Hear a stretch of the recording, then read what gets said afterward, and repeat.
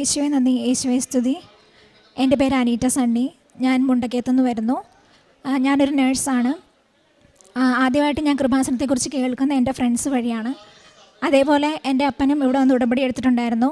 ഉടമ്പടിയിലായിരിക്കുമ്പം അപ്പൻ ചെയ്യുന്ന കാര്യങ്ങൾ കണ്ടിട്ട് എനിക്കും ഉടമ്പടി എടുക്കണമെന്ന് വലിയ ആഗ്രഹമുള്ളപ്പോഴാണ് ഞാൻ OET പഠിക്കാനായിട്ട് പോകുന്നത്. ഈ ജൂണിലാണ് ഞാൻ BSc നഴ്സിംഗ് കഴിഞ്ഞത്. അപ്പം OET പഠിക്കാൻ തുടങ്ങിയ ശേഷം ഒരു 3 മാസം ഞാൻ പഠിച്ചു. ഓഗസ്റ്റിൽ ഡേറ്റ് എടുക്കാമെന്ന് വിചാരിച്ചു. അപ്പോൾ ഓഗസ്റ്റിൽ ഡേറ്റ് എടുക്കാൻ നോക്കിയപ്പോൾ എല്ലാവരും എന്നോട് പറഞ്ഞു, ഓഗസ്റ്റ് ഫസ്റ്റ് ആദ്യത്തെ ഡേറ്റ് എടുക്കുന്നതാണ് നല്ലത്, രണ്ടാമത്തെ ഡേറ്റ് ബുദ്ധിമുട്ടായിരിക്കും. അപ്പോൾ അങ്ങനെ വരുമ്പം നിങ്ങൾക്ക് എപ്പോഴും നല്ലത് ഫസ്റ്റ് ആണ് കിട്ടാൻ ചാൻസ് എന്ന് പറഞ്ഞു.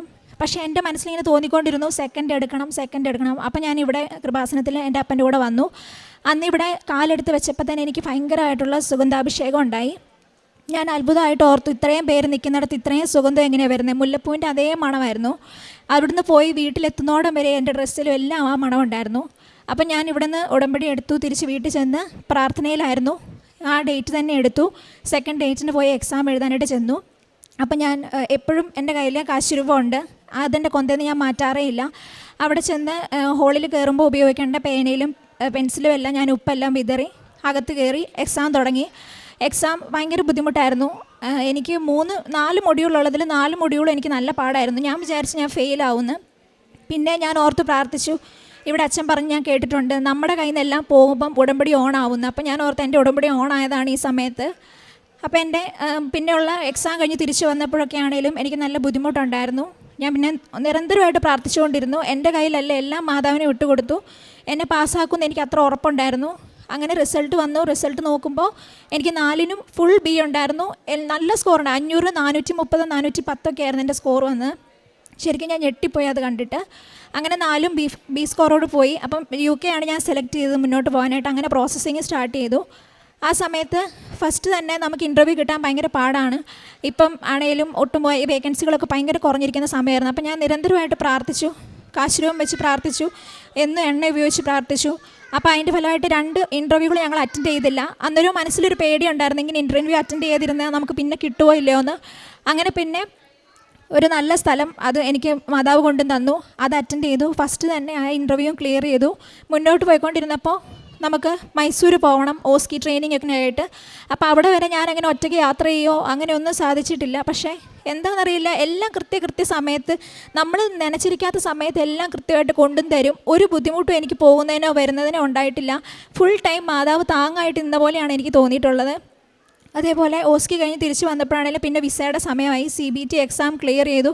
ഇതൊക്കെ ഭയങ്കര ബുദ്ധിമുട്ടായിരുന്നു. എൻ്റെ ഒരു കഴിവുകൊണ്ട് എനിക്ക് നേടിയെടുക്കാൻ പറ്റുന്നതിന് അപ്പുറമായിരുന്നു ഇതെല്ലാം. പക്ഷേ എല്ലാം മാതാവ് ഒറ്റത്തവണ തന്നെ അത് എനിക്ക് റെഡിയാക്കി തന്നു. ഈ ഉടമ്പടിയിലായിരിക്കുമ്പോൾ എനിക്കതൊരു ഭയങ്കര വിശ്വാസത്തിന് ഒരു സാക്ഷ്യമായിട്ട് മാറി അതെല്ലാം. അത് കഴിഞ്ഞ് ലാസ്റ്റ് വിസയാണെങ്കിലും വിസയ്ക്ക് 15 ദിവസം എടുക്കുമെന്ന് പറഞ്ഞു. പക്ഷേ എൻ്റെ വിസ 6ാമത്തെ ദിവസം, ബാംഗ്ലൂരാണ് ഞാൻ വിസ അപ്പോയിൻമെൻറ്റ് എടുത്തത്. ബാംഗ്ലൂരിൽ നിന്ന് കൊച്ചി 6ാമത്തെ ദിവസം എത്തി. അത് കഴിഞ്ഞ് എന്നെ വിളിച്ച് അത് വിസ കളക്ട് ചെയ്യാനായിട്ട് ഞാൻ പോയി കളക്ട് ചെയ്യുകയാണ് ചെയ്തത്. അപ്പോൾ അത് കഴിഞ്ഞ് പിന്നെയുള്ള എല്ലാ കാര്യങ്ങളിലും ത്രൂ ഔട്ട് എൻ്റെ കൂടെ നിന്ന് എനിക്ക് ചെയ്തു തന്നു എന്ന് വേണം പറയാൻ. നമുക്കും ഒരു ടെൻഷനും ഇല്ല, ഒന്നുമില്ല. മതമുണ്ട്, സമാധാനമോ, പണ്ടുണ്ടായിരുന്നതിൻ്റെ ടെൻഷനോ എന്തെങ്കിലും ചെയ്യുമ്പോൾ ഉണ്ടായിരുന്ന ബുദ്ധിമുട്ടുകളോ ഒന്നുമില്ല. മുന്നോട്ട് ഇറങ്ങുമ്പോഴത്തേനും ഒരു ഭയങ്കര പ്രത്യാശയും പ്രതീക്ഷയും പിന്നെ മനസ്സിനൊരു സമാധാനമാണ് ഇപ്പം എനിക്ക് ലഭിക്കുന്നത്. അത് ഈ ഉടമ്പടിയിൽ നിന്ന് കിട്ടിയ ശക്തിയാണെന്ന് തന്നെയാണ് ഞാൻ വിശ്വസിക്കുന്നതും. പിന്നെ ഇത് കഴിഞ്ഞ് പിന്നെ പ്രേക്ഷിത പ്രവർത്തനങ്ങൾ എനിക്ക് ഏറ്റവും ഇഷ്ടം രോഗി ശുശ്രൂഷ ചെയ്യാനായിരുന്നു. രോഗികൾക്ക് വേണ്ടിയാണ് ഞാൻ കൂടുതൽ പ്രാർത്ഥിക്കുന്നതും. അപ്പോൾ രോഗി ശുശ്രൂഷ ചെയ്യാനായിട്ട് വീടുകളിൽ അടുത്തോ അല്ലെങ്കിൽ എവിടെയൊക്കെ രോഗികളുണ്ടോ അവിടെയൊക്കെ ഞാൻ പോയി കാണുമായിരുന്നു. അവരുടെ കൂടെ കുറച്ച് സമയം ഇരിക്കുമായിരുന്നു. ഏറ്റവും കൂടുതലായിട്ട് എനിക്ക് അനുഭവം ഉണ്ടായത് സഞ്ചാരിവാദ വിശ്വാസം ഉണ്ടായതായിട്ടൊരു അനുഭവം ഉണ്ടായി എനിക്ക്. പത്രം കൊടുക്കുമ്പം ഞാൻ എപ്പോഴും എല്ലാവരും കാണിക്കുന്ന പോലെ പള്ളിയിൽ കൊണ്ടുപോയി കൊടുക്കണമെന്നൊരു തോന്നൽ എനിക്ക് വന്നിട്ടില്ല. നമുക്കറിയാത്ത മാതാവ് തന്നെ പറഞ്ഞു തരും ആർക്ക് കൊടുക്കണമെന്നൊരു തോന്നലായിരുന്നു. അപ്പം ഞാൻ OET പഠിക്കുന്ന സമയത്ത് ബസ്സിൽ പോകുമ്പോഴൊക്കെ ഓരോ ആൾക്കാർ നമ്മുടെ അടുത്ത് വന്നിരിക്കുമല്ലോ. അപ്പം ഞാൻ ജസ്റ്റ് തോന്നും, മുഖത്ത് നോക്കുമ്പോൾ തോന്നും കൊടുക്കണം. അപ്പോൾ അവരോട് ഞാനിങ്ങനെ ചോദിക്കും, ഇങ്ങനെയാണ് കൃപാസനം എന്ന് പറഞ്ഞൊരു സ്ഥലമുണ്ടെന്ന് പറഞ്ഞ് അവരോട് പറഞ്ഞു കൊടുക്കും. അങ്ങനെ ഇരിക്കുന്ന സമയത്ത് ഒരു ചേച്ചി എൻ്റെ കയ്യിലെ കൊന്ത കണ്ടിട്ട് എന്നോട് ചോദിച്ചു, മോളെ കൊന്തയൊക്കെ ചൊല്ലുന്ന കൊച്ചാണോ, നല്ലോണം പ്രാർത്ഥിക്കുന്ന കൊച്ചാണോ, എനിക്ക് കുറേ കാര്യങ്ങൾ പറയാനുണ്ട്, എന്നെ കേൾക്കാൻ ആരുമില്ലെന്ന് പറഞ്ഞിട്ട് ചേച്ചിയുടെ ജീവിതത്തിലുള്ള ബുദ്ധിമുട്ടുകളും എല്ലാം എന്നോട് ഷെയർ ചെയ്തു. എന്നിട്ട് പറഞ്ഞു, വേറെ ആരോടും പറയരുത് മോളുടെ അടുത്ത് വന്നിരുന്നപ്പോൾ എനിക്കൊരു തണുപ്പ് തോന്നി, അതുകൊണ്ടാണ് ഞാനിതൊക്കെ പറഞ്ഞതെന്ന് പറഞ്ഞു. ആ സമയത്ത് 12 മണി സമയമാണ്. എൻ്റെ അടുത്ത് വന്നിരിക്കുമ്പോൾ തണുപ്പുണ്ടാകാനും മാത്രം ഒന്നുമില്ല. പക്ഷേ എൻ്റെ കൂടെ കാശ് രൂപം ഉണ്ടായിരുന്നു. അത് തന്നെയാണ് ആ തണുപ്പെന്ന് ഞാൻ വിശ്വസിക്കുന്നത്. സഞ്ചാരി മാതാവിൻ്റെ പ്രത്യേകമായിട്ടൊരു അനുഭവമാണ് എനിക്ക് അന്ന് ലഭിച്ചത്. അതേപോലെ ഉണ്ടായ കുറേ അനുഭവങ്ങളും ഈ ബസ്സുകളിൽ പോകുമ്പോഴൊക്കെ ആണെങ്കിലും ഈ പത്രം കൊടുക്കുമ്പോഴാണെങ്കിലും കുറേ പേർക്ക് അനുഭവങ്ങൾ ഷെയർ ചെയ്തിട്ടുമുണ്ട്. അപ്പം അങ്ങനെയായിരുന്നു ഉണ്ടായിരുന്നത്. പിന്നെ പണ്ടുണ്ടായിരുന്ന എൻ്റെ ആത്മീയ ജീവിതം എന്ന് പറയുന്നത് പ്രാർത്ഥിക്കുമായിരുന്നു. പക്ഷേ എല്ലാം വിട്ടു കൊടുക്കാൻ പറ്റുമോ ചോദിച്ചാൽ പറ്റത്തില്ലായിരുന്നു. നമ്മുടെ കയ്യിൽ കുറച്ച് എന്തൊക്കെയോ ഉണ്ടെന്നാണ് ഞാൻ വിശ്വസിച്ചിരുന്നത്. പക്ഷേ അങ്ങനെയല്ല, നമ്മുടെ കയ്യിൽ നിന്ന് ഒന്നുമില്ല, എല്ലാം നമുക്ക് സ്വർഗത്തിൽ നിന്ന് ലഭിക്കുന്ന അനുഗ്രഹമാണ്, ദാനമാണെന്നൊരു തോന്നൽ. പിന്നെ ഒരു സമാധാനം എനിക്ക് ലഭിച്ചത് ഈ ഉടമ്പടിയിലായിരിക്കുന്ന സമയത്താണ്. ഇനിയിപ്പം വിസ വന്നു, ഇനിയിപ്പോൾ ഡേറ്റ് എടുത്തിരിക്കുന്ന അടുത്ത ചൊവ്വാഴ്ച ഞാൻ UK പോവാണ്. അപ്പോൾ അതിന് മുമ്പ് എനിക്ക് ലഭിച്ച എല്ലാ അനുഗ്രഹങ്ങളും ഇവിടെ വന്ന് ദൈവത്തിൻ്റെ മഹത്വത്തിനായിട്ടും ഈശോയുടെ അനുഗ്രഹത്തിൻ്റെ ഒരു സാക്ഷ്യമായിട്ടും മാറണമെന്ന് എനിക്ക് ആഗ്രഹം ഉണ്ടായിരുന്നു. അതിന് എന്ന് വരാൻ പറ്റിയതിനും പറയാൻ പറ്റിയതിനും ഒരുപാട് നന്ദിയുണ്ട്. ഇവിടെയുള്ള എല്ലാവർക്കും വേണ്ടി ഞാൻ പ്രാർത്ഥിക്കാറുമുണ്ട്. എല്ലാം പ്രത്യേകിച്ച് ദൈവത്തിൻ്റെ അനുഗ്രഹത്തിലാണ് ഇതെല്ലാം ഇവിടെ നടക്കുന്നതെന്ന് ഞാൻ വിശ്വസിക്കുന്നു. അപ്പം ഈശോയെ നന്ദി, ഈശോയെ സ്തുതി. പുറപ്പാടിൻ്റെ പുസ്തകം 33-ാം അധ്യായം 19-ാം തിരുവചനം പറയുന്നു, എനിക്ക് ഇഷ്ടമുള്ളവനോട് ഞാൻ കരുണ കാണിക്കും, എനിക്കിഷ്ടമുള്ളവനിൽ ഞാൻ പ്രസാദിക്കും. പിന്നീട് മോശ കർത്താവിനോട് പറയുന്നത്, കർത്താവേ, അവിടുത്തെ വഴികൾ എനിക്ക് കാണിച്ചു തരണമേ എന്നാണ്. ഉടമ്പടിയിലൂടെ തൻ്റെ ജീവിതം എങ്ങനെയാണ് ആയി എന്നും പ്രാർത്ഥിക്കുന്ന മകളായിരുന്നു. എന്നാൽ ഈശോയോട് കുറച്ചുകൂടി അടുക്കുവാൻ കഴിഞ്ഞു, ഈശോയെ കൂടുതൽ സ്നേഹിക്കുവാൻ കഴിഞ്ഞു. അതൊക്കെയാണ് ജീവിതത്തിലേക്ക് കാലെടുത്ത് വയ്ക്കുന്ന യുവതിയായ ഈ മകൾ പറയുന്നത്. തൻ്റെ ജീവിതം ഇനി മുമ്പോട്ടും ഈശോയ്ക്ക് വേണ്ടിയിട്ടുള്ളതായിരിക്കും. എനിക്ക് എന്തെന്നില്ലാത്ത ഒരു സമാധാനവും സന്തോഷവുമാണുള്ളത്. തൻ്റെ OET എക്സാമിനേഷൻ ആദ്യത്തെ അറ്റംപ്റ്റിൽ തന്നെ ഈ മകൾക്ക് പാസ്സാകുവാൻ കഴിഞ്ഞു. അത് തനിക്ക് ഒരിക്കലും അങ്ങനെയുള്ള ഒരു സാധ്യത പോലും തൻ്റെ ജീവിതത്തിൽ ഉണ്ടാകാൻ ഇല്ലാത്തതാണ്.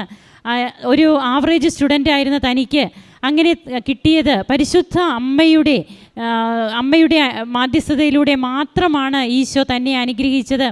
അതും B സ്കോർ കൊടുക്കുന്നു. തൻ്റെ റിസൾട്ട് വന്നപ്പോൾ തനിക്ക് ഏത് രാജ്യത്തേക്ക് വേണമെങ്കിലും പോകാം, ആ ഒരു രീതിയിലുള്ള റിസൾട്ടാണ് അമ്മയിലൂടെ ഈശോ ഈ മകൾക്ക് കൊടുക്കുന്നത്. പിന്നീട് ജീവിതത്തിലൂടെ തനിക്ക് മറ്റുള്ളവർക്ക് വേണ്ടി പ്രാർത്ഥിക്കുവാനും രോഗി ശുശ്രൂഷയിലൊക്കെ ഒത്തിരിയേറെ സന്തോഷം കണ്ട് രോഗികൾക്ക് വേണ്ടി പ്രാർത്ഥിക്കുക, അതാണ് അവർക്ക് വേണ്ടി പ്രവർത്തിക്കുക, അതാണ് താൻ ഏറ്റവും കൂടുതൽ ഇഷ്ടപ്പെടുന്നത്. അമ്മ തൻ്റെ കൂടെയുള്ള അനുഭവം, കാശ് രൂപവും കൊണ്ട് എവിടെയും പോവുകയുള്ളൂ. ബസ്സിൽ യാത്ര ചെയ്യുമ്പോൾ അടുത്ത് വന്ന് ഒരു സഹോദരി തൻ്റെ ദുഃഖങ്ങളൊക്കെ പങ്കുവയ്ക്കുന്നു.